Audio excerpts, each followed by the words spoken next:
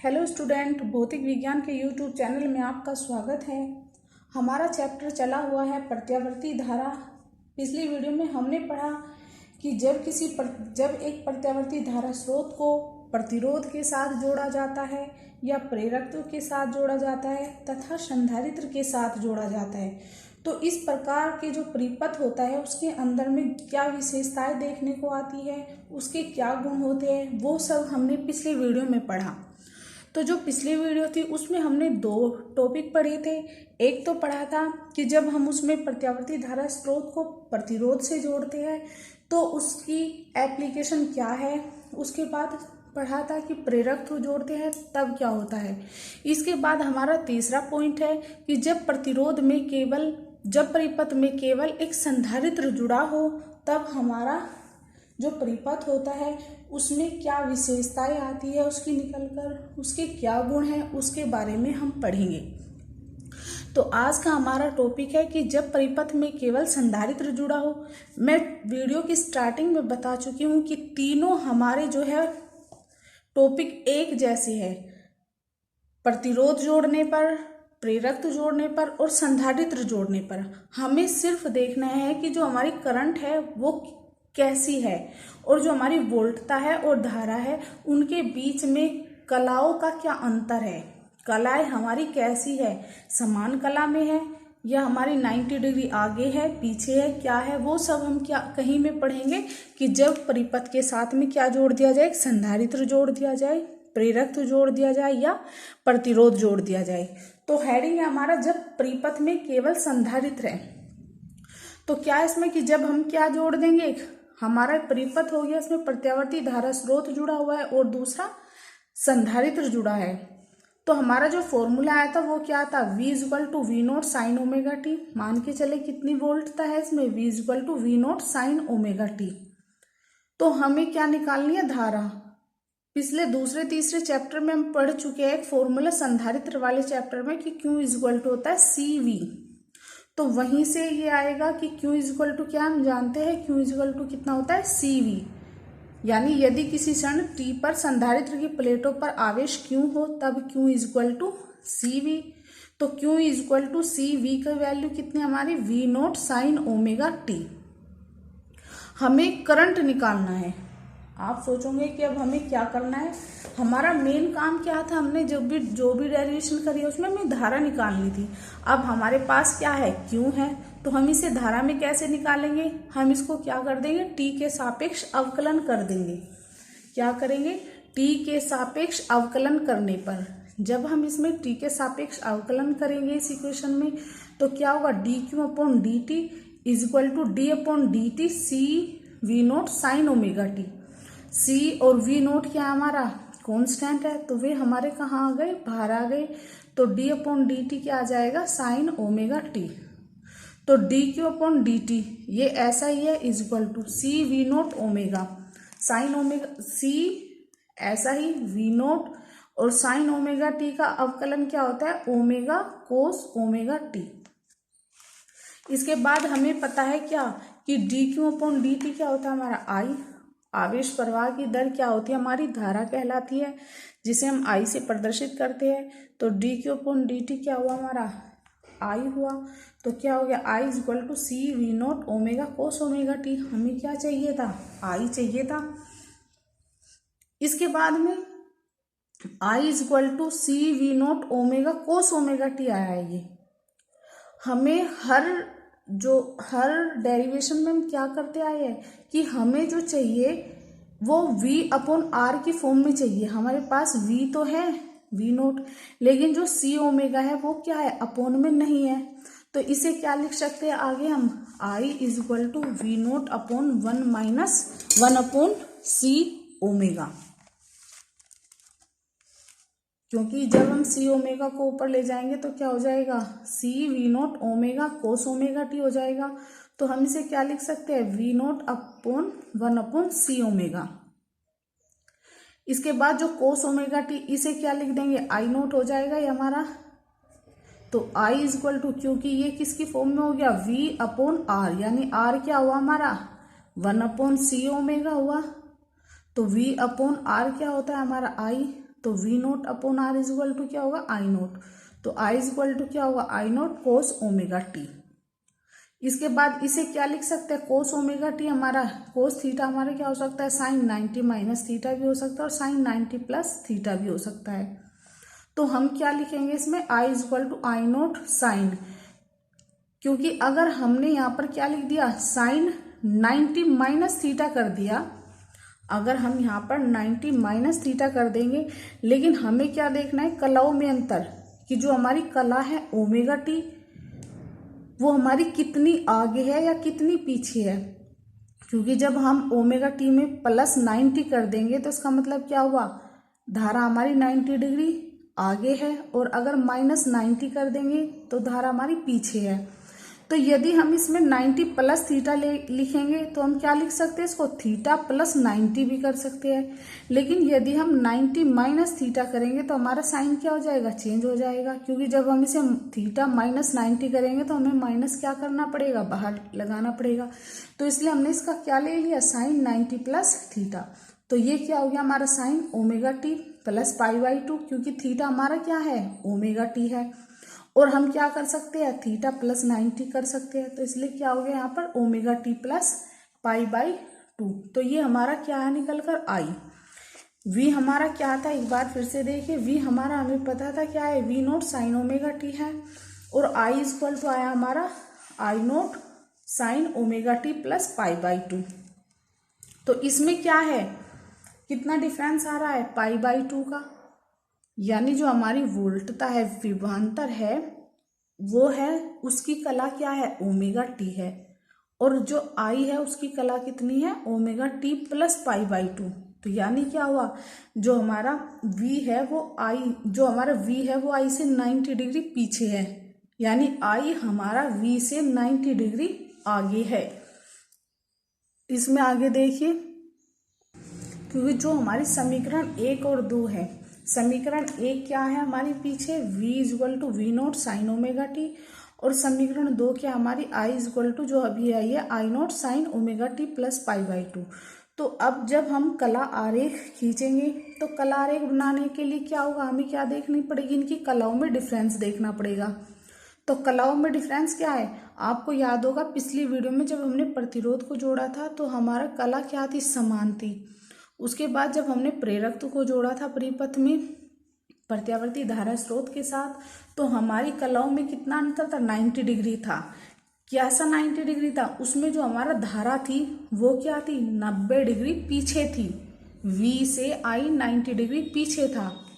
तो इसमें क्या हमारा V तो ओमेगा टी है और I क्या है, omega T plus pi by 2, यानी 90 डिग्री आगे है I हमारा।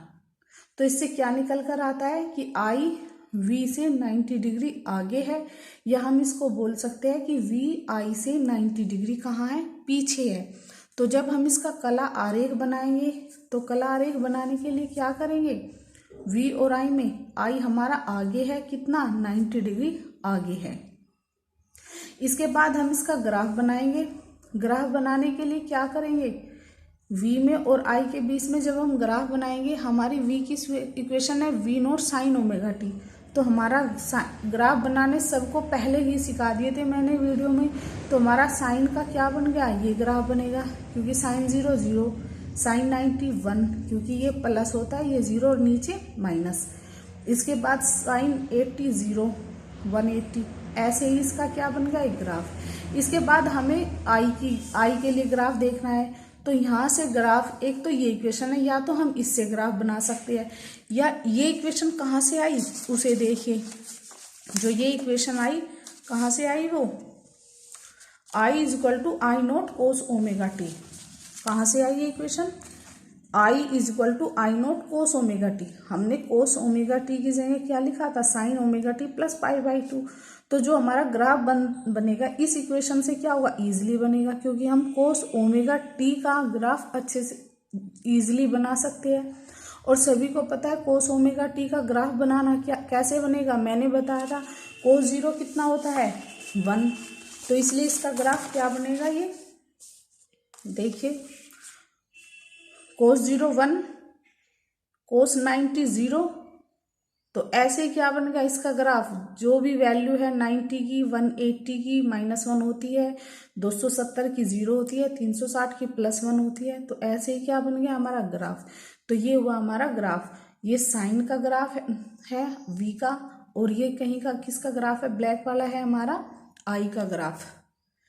तो ये थे हमारे कि जब किसी परिपथ में प्रत्यावर्ती धारा स्रोत के साथ में क्या जुड़ा हो, प्रतिरोध जुड़ा हो, या प्रेरक जुड़ा हो, या क्या जुड़ा हो हमारा संधारित्र जुड़ा हो, तब क्या प्रभाव पड़ेगा। तो एक बार ये इन टॉपिक को पढ़ने के बाद में ये डिफरेंस जरूर पढ़ लेना, इससे इजीली समझ में आ जाएंगे। AC परिपथ में जब R प्रतिरोध जुड़ा हो, L परिपथ, R परिपथ, L परिपथ और C परिपथ, तो हमने क्या देखा था, जब हमने परिपथ में क्या जोड़ा था, R को जोड़ा था, यानी उसका नाम जब R परिपथ पढ़ा था हमने, तो I = I0 sin omega T. हमें पता है V = V0 sin omega T है पहले से ही, लेकिन हमें उसमें क्या लगाना था, हमें उसमें धारा निकालनी थी। तो जब R परिपथ में हमारी I = आया था I0 sin ओमेगा टी, यानी I और V क्या थे, साथ साथ थे, समान कला में थे, क्योंकि V बराबर V sin ओमेगा टी था, और I = I0 sin omega t. तो ओमेगा टी दोनों में है, तो समान कला में थे। और इसके बाद है प्रतिबाधा। प्रतिबाधा क्या थी हमारी, मैंने स्टार्टिंग में बताए थे जब ये टॉपिक क्लियर किए थे, कि जो हमारी प्रतिबाधा होती है वो होती है धारा के मार्ग में रुकावट। यदि प्रतिरोध R जुड़ा है तो प्रतिरोध धारा के मार्ग में क्या करेगा, रुकावट करेगा, जिसे हम क्या बोलते हैं, XR बोलेंगे। यदि हमारे परिपथ में क्या जुड़ा हो, प्रेरक तो जुड़ा हो, तो जो प्रेरक धारा के मार्ग में रुकावट करेगा उसे प्रतिबाधा बोलेंगे, लेकिन कहीं से डिनोट करेंगे, XL से। यदि हमारा संधारित्र है तो संधारित्र भी मार्ग में क्या करेगा, धारा के मार्ग में रुकावट करेगा, उसकी प्रतिबाधा को कहीं से डिनोट करते हैं हम XC से। यानी जो हमारे XL थे, XC थे, तो वो क्या है, हमारे प्रतिरोध की तरह कार्य करेंगे। तो R परिपथ में I = I0 sin omega T है, उसमें I और वो V क्या थे, दोनों समान कला में थे, और I0 की जगह हमने क्या लिखा था, V0/R। क्या लिखा था, V0/R। उसके बाद आगे जब हमने यहाँ पे देखिए अपनी डेरिवेशन को फिर से, जब हमारा AC परिपथ में, जब हमने परिपथ में केवल क्या था, प्रतिरोध जुड़ा था, तो प्रतिरोध जुड़ने पर ये इसका डायग्राम था। तो जब हमने इक्वेशन की थी कि I = V/R, क्योंकि हमें I की वैल्यू चाहिए, सभी जो भी हम टॉपिक पढ़ेंगे उनमें क्या करेंगे, हमें I की वैल्यू चाहिए, या हम R परिपथ जोड़े, या C परिपथ जोड़े, या L परिपथ जोड़े। तो I = VR था, तो V की वैल्यू V0 sin ओमेगा टी/R थी। तो जब यहाँ पे V0/R आया था, तो V0/R की जगह हमने क्या लिखा था, I0 लिखा था। तो वही बात इसमें समझाई गई है, क्या, कि जो वहाँ पर I0 था वो क्या था, हमारा V0/R था, यानी I0 की वैल्यू क्या थी, हमारी V0/R थी। उसके बाद कहा है जब L परिपथ जुड़ा था, यानी जब हमने प्रेरकत्व को जोड़ा था, तो I = आया था हमारा I0 sin ओमेगा टी -π/2, यानी V = तो क्या हमारा V0, V = क्या हमारा V = V0 sin omega T है, लेकिन तीनों में, लेकिन I = क्या है यहाँ पर, I0 sin ओमेगा टी -π/2। तो -π/2 का मतलब क्या हुआ, इसमें I हमारी क्या थी, V से 90 डिग्री पीछे थी। तो हमारा निकल कर आया था कि I V से 90 डिग्री पीछे है। और वहाँ पर जब हमने I0 लिखा था तो क्या था, V0/L ओमेगा। V0 = क्या था, L ओमेगा। इसको भी एक बार फिर से देखना, जब हमने कुंडली को जोड़ा था प्रत्यावर्ती धारा स्रोत के साथ में, तो हमें पता है V कितना विभवांतर लगा रखा है, V = V0 sin omega t. और हमें पता है जब प्रेरक जुड़ा हो तो उसके लिए क्या होगा, जब इसमें प्रत्यावर्ती धारा प्रवाहित होगी इस परिपथ में, तो क्या होगा, धारा का मान समय के साथ साथ क्या होता है, बदलता है प्रत्यावर्ती धारा का। तो उसके फ्लक्स में परिवर्तन होगा, बल रेखाओं में परिवर्तन होगा, जिससे क्या होगा, एक विद्युत वाहक बल कार्य करेगा, जिसे हमने यहाँ, तो V = क्या था, L/dI/dt। विद्युत वाहक बल, वहां पर हमने क्या लिखा था, E is equal to L DI upon DT, जब हमने चैप्टर पढ़ा था विद्युत चुंबकीय प्रेरण। तो इसमें क्या होगा, V is equal to L DI upon DT। तो DI, क्योंकि हमें क्या निकालना है, करंट, धारा निकालनी है, तो धारा DI को एक साइड रखकर क्या हो जाएगा, V अपॉन L DT। तो V अपॉन L DT। तो DI इज इक्वल टू क्या होगा, V का मान क्या होता है, V naught sine omega T L DT। तो जब हमने इसमें समाकलन करके I की वैल्यू निकाली थी, तो I की वैल्यू करने के बाद में यहाँ पे देखिए I इज इक्वल टू आया था हमारा V naught upon omega L, यानी V naught upon XL। Omega L को क्या लिख सकते हैं हम, XL। तो V naught upon omega L या V नोट अपॉन XL को हमने क्या लिखा था, I नोट लिखा था, जो कि क्या लिखा था, I नोट। तो वही इसमें समझाया गया है कि V naught upon L omega, या ओमेगा L क्या था हमारा, प्रतिबाधा थी XL, यानी R का काम कर रहा था। यहाँ पर क्या काम कर रहा था, R, क्योंकि V अपॉन R, जब ये R होगी हमारी प्रतिबाधा, तो V अपॉन R को क्या लिखते हैं हम, I। तो इसलिए हमने क्या लगाया था यहाँ पर, I नोट लिखा था। तो वही डिफरेंस दिखा रहे हैं यहाँ पर कि I naught is equal to क्या था, L परिपथ में V naught upon L omega, जिसकी प्रतिबाधा XL होती है।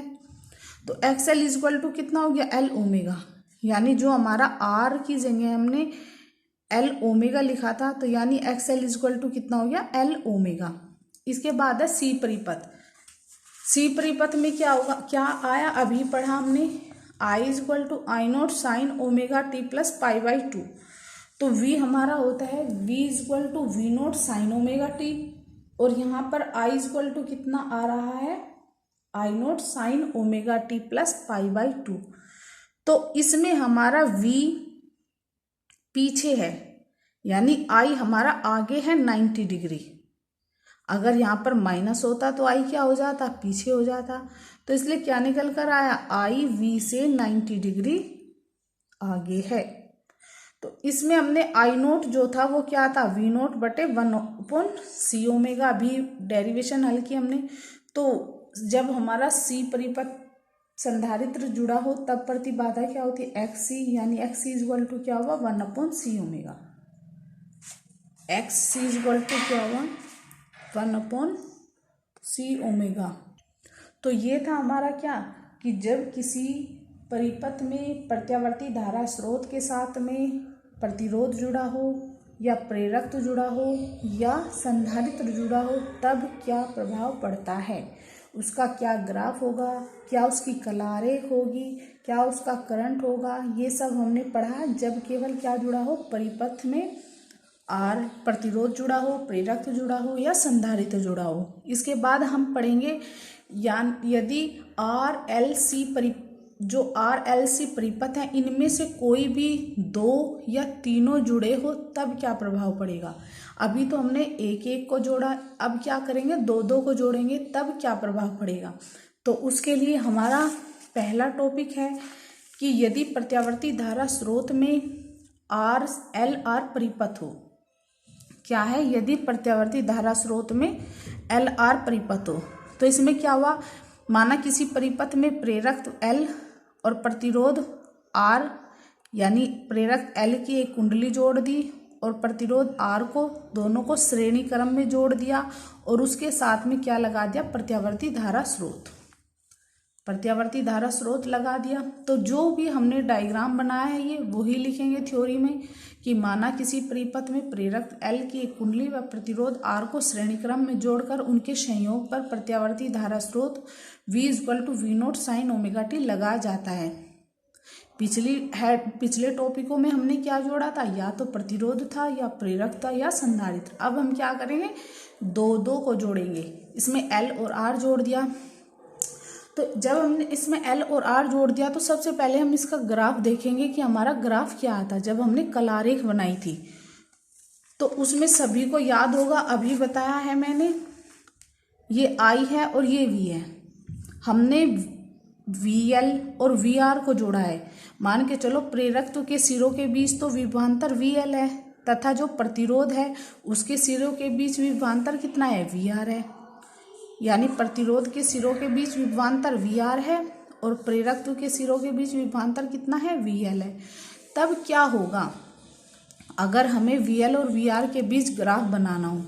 देखिए ये धारा है, हमें पता है कि धारा के जब हमारा प्रतिरोध जुड़ा था तो V और धारा समान कला में थी, तो इसलिए क्या हो गया, धारा की दिशा में हमारा VR हो गया, क्योंकि हम पढ़ चुके हैं दोनों क्या थे, एक ही दिशा में थे। उसके बाद हमने पढ़ा था कि जब हमने प्रेरकत्व को जोड़ा, परिपथ में क्या जोड़ा, प्रेरकत्व को जोड़ा, तो उसमें हमने देखा कि जो हमारा V है वो धारा से कितना है, 90 डिग्री आगे है। क्या है, विभवांतर V धारा से 90 डिग्री आगे है। ये देखिए एक बार फिर से, I V से 90 डिग्री पीछे है, तो इसका मतलब क्या हुआ, V I से 90 डिग्री क्या है, आगे है। कहाँ, जब L परिपथ हो। तो इसमें क्या हो गया, 90 डिग्री आगे करना है हमें V, तो ये हमारा क्या होगा, 90 डिग्री आगे VL। तो ये हुआ हमारा VR और ये हुआ हमारा क्या, VL। मान के चले कि इसका परिणामी V हो, यदि VL और VR का परिणामी कितना हो, V हो, तो सदिश नियम से, सदिश नियम सभी 11th में पढ़ चुके हैं। सदिश योग, चतुर्भुजों का सदिश योग, त्रिभुजों का सदिश योग, ये सब हम पढ़ चुके हैं 11th में। तो सदिशों का योग क्या होगा कि V² equal to VL² plus VR²। अब बात आई V² तो ऐसा ही हुआ इक्वल टू VL क्या है, अभी बताया था VL क्या है, V इक्वल टू IR होता है। क्या होता है, V इक्वल टू IR। जब हमारा V is equal to IR हुआ तो VL इज इक्वल टू क्या होगा, I, और R क्या था हमारा, जब प्रेरक तो जुड़ा हो XL था। यदि यहाँ पर C होता तो क्या होता, XC होता।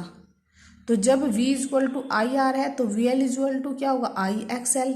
तो इसी प्रकार इसमें क्या हुआ, VL² है तो IXL का होल स्क्वायर प्लस VR, तो IR होगा, R की जगह क्या था हमारा, XR था। क्या था, प्रतिबाधा हमारी XR थी, तो XR का होल स्क्वायर। जब हम इसे सोल्व करेंगे तो क्या होगा, V² is equal to I² XL², I² XL² plus I² XR²। I² क्या आ जाएगा, इसमें कॉमन आ जाएगा बाहर। तो जब I² कॉमन आ गया तो क्या बचेगा हमारा, XL² प्लस XR²। तो ये I² कहाँ चला गया, अपोन में, तो V² upon I² is equal to क्या बचा, XL² प्लस XR²। तो जब हम इसे दोनों ओर वर्गमूल करेंगे तो क्या हो जाएगा, ये V अपॉन I और यहाँ पर क्या आ जाएगा, अंडर रूट आ जाएगा। यानी दोनों ओर क्या करने पर, वर्गमूल करने पर, तो वर्गमूल करने पर क्या होगा हमारा, V upon I is equal to R² plus XL का स्क्वायर और यहाँ पर क्या आ गया, अंडर रूट। और V अपॉन I क्या हमारी प्रतिबाधा है, जिसे हम कहीं से प्रदर्शित करते हैं, Z से। हमने हेडिंग पढ़ी हुई है प्रतिबाधा के बारे में, प्रतिबाधा क्या है, तो Z इज इक्वल टू क्या हो गया, R² प्लस XL का स्क्वायर अंडर रूट में। या हम इसको क्या लिख सकते हैं, Z is equal to XL को अभी पढ़ा हमने, क्या पढ़ा, ओमेगा L पढ़ा, तो Z इज इक्वल टू क्या होगा, R² प्लस ओमेगा L का होल स्क्वायर अंडर रूट में। तो ये प्रतिबाधा किसकी आई, यदि हमारे परिपथ में प्रेरक और प्रतिरोध दोनों जुड़े हो तब प्रतिबाधा Z इज इक्वल टू क्या होगा, R² प्लस ओमेगा L का स्क्वायर दोनों और पूरे पर क्या होगा, अंडर रूट। इसके बाद है यदि परिणामी विभवांतर V तथा I के बीच I से अग्रगामी है। अभी जो हमने डायग्राम बनाया था, क्या बनाया था उसमें, I V से कितना है, आगे है, ये VL था, ये IR था और ये I था VR। तो जो परिणामी था वो कितना है, मान के चले परिणामी हमारा धारा से कितना आगे है, फाई आगे है। तो tan फाई इक्वल टू क्या होगा, हमें पता है लंब बटे क्या होता है, आधार होता है।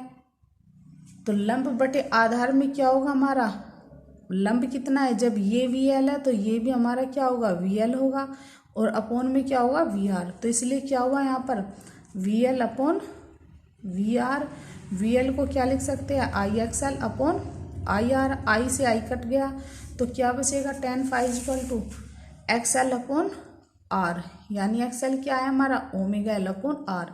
ये तो हम यहाँ तक कर सकते हैं, या इसको क्या लिख सकते हैं, tan phi equal to omega L upon R. ये हमारे न्यूमेरिकल पे डिपेंड करेगा कि हमें tan phi equal to X L upon R लिखना है या tan phi equal to omega L upon R लिखना है। तो ये हमारा जो एंगल आया, कलाई आई और हमारी प्रतिबाधा आई कब आई, यदि हमारे परिपथ में क्या जुड़ा हो, प्रतिरोध जुड़ा हो और प्रेरक दोनों एक साथ में जुड़े हों।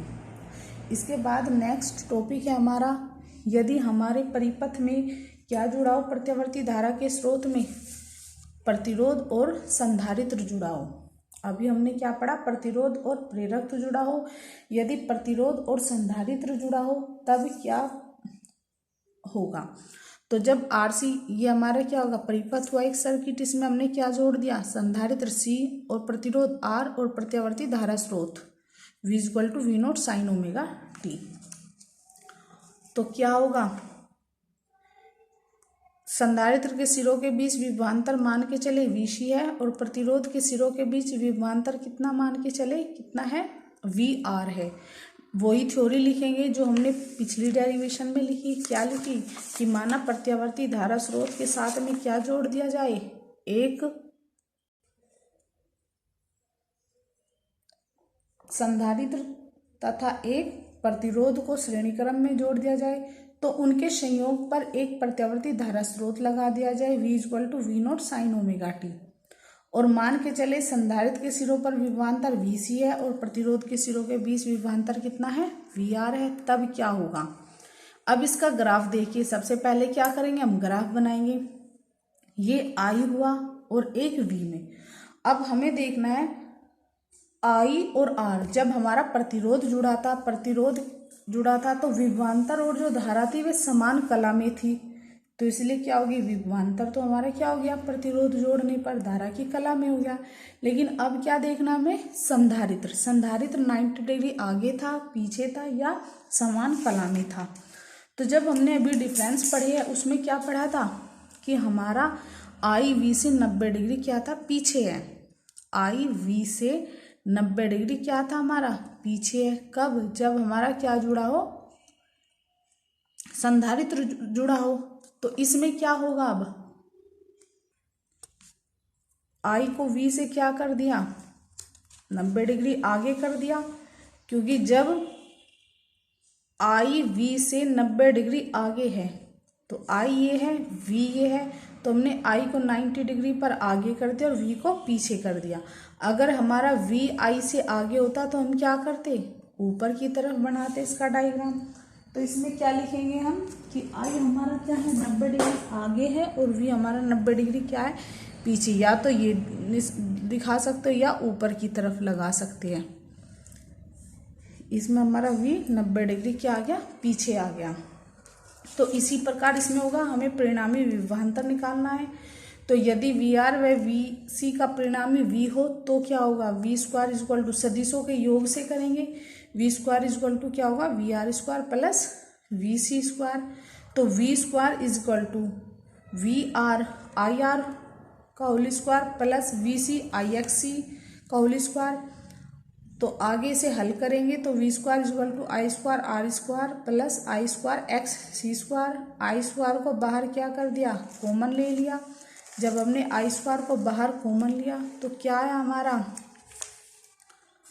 V square equal to I square R square plus XC square.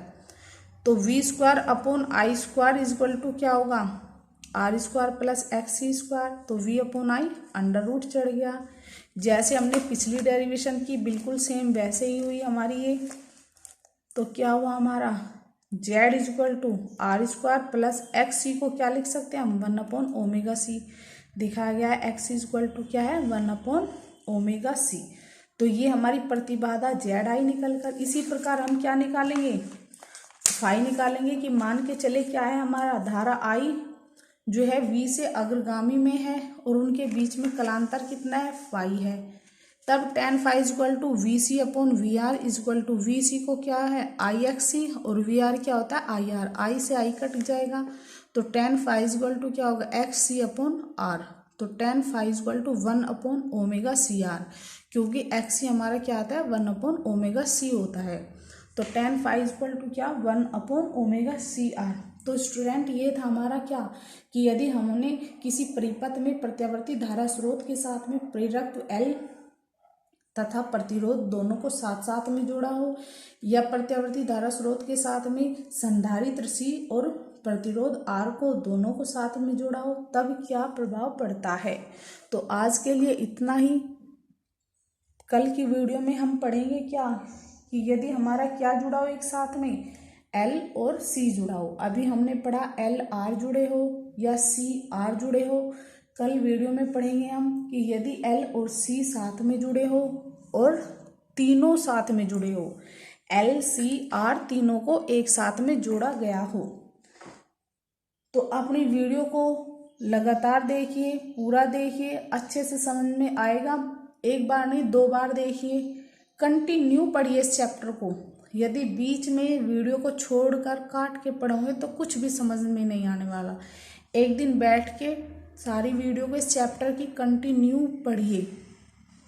पहले पढ़िए प्रत्यावर्ती धारा क्या है, दिष्ट धारा क्या है, वर्ग माध्य मूल मान कैसे निकाले थे, हमारी प्रतिबाधा क्या होती है, जब C जोड़ते हैं तो उस प्रतिबाधा को क्या बोलेंगे, प्रेरकत्व को जोड़ते हैं तो प्रतिबाधा को क्या बोलेंगे, और जब हम संधारित्र जोड़ते हैं तो प्रतिबाधा को क्या जोड़ेंगे। जब हमने परिपथ में L को जोड़ा तब क्या प्रभाव पड़ा, C को जोड़ा तब क्या हुआ और R को जोड़ा तब क्या हुआ। उसके बाद में देखिए कि जब हमने दो को एक साथ में जोड़ा यानी L की परिपथ में प्रेरक और प्रतिरोध को जोड़ा तब क्या हुआ, और जब हमने परिपथ में क्या जोड़ा संधारित्र और प्रतिरोध को एक साथ में जोड़ा तब क्या हुआ। तो आज के लिए इतना ही। Thank you.